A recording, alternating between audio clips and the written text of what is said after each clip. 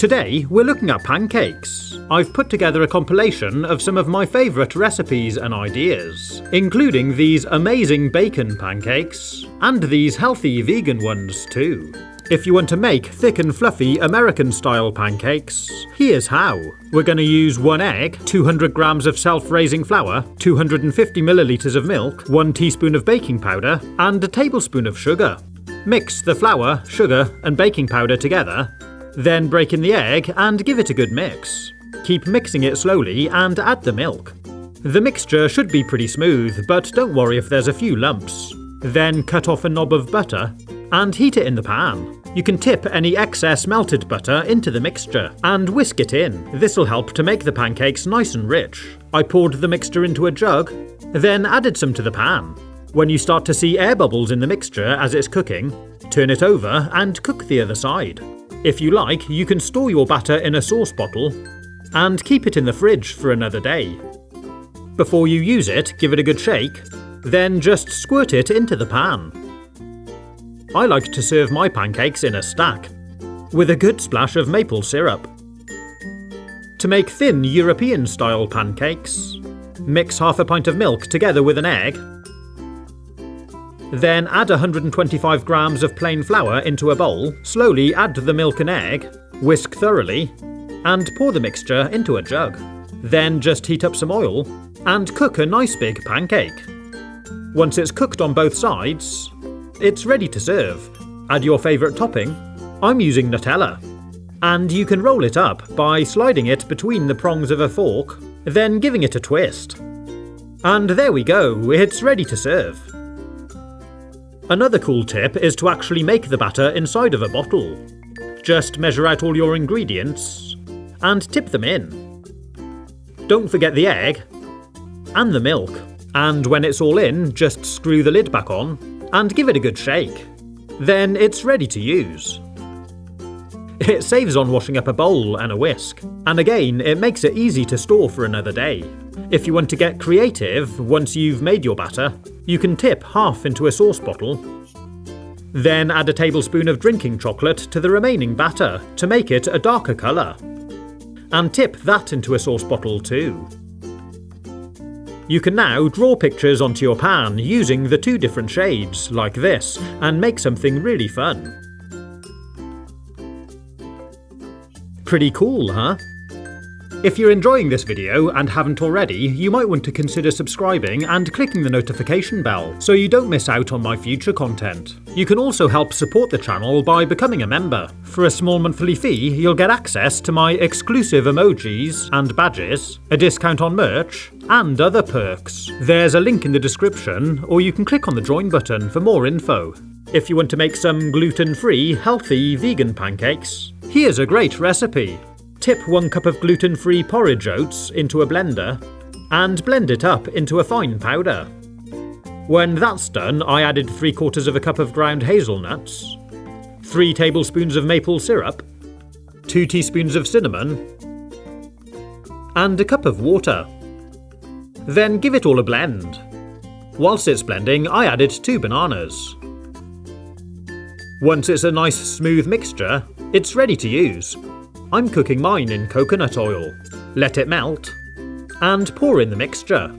And if you like, you could add some blueberries.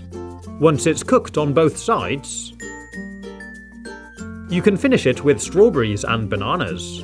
And why not add some walnuts? If you like, add some maple syrup too. And if you're really hungry, you can make a stack. You can make really simple pancakes using just 2 ingredients. Start by mashing up a banana into a bowl. Then take 2 eggs, whisk them together in a separate bowl. Then pour it over the banana and give it all a good mix. And that's our really simple pancake mixture ready to use. I made 2 together on this pan and cooked them as normal. If you like, you can jazz up the mixture a bit by adding a drop of vanilla extract, some chocolate chips, and some crushed nuts. This adds a bit of flavour and some crunch. They're really quick to make.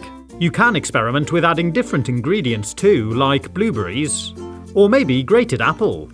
You can make these really cool bacon pancakes by mixing together the ingredients for your batter while you cook a ration of bacon in a pan. When it's cooked to your liking, take your batter and pour out a pancake around the bacon.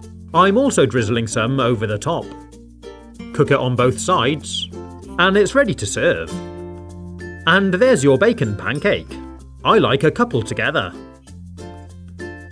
You can make delicious cinnamon and chocolate pancakes by adding a heaped teaspoon of ground cinnamon into your mixture when you're making the batter.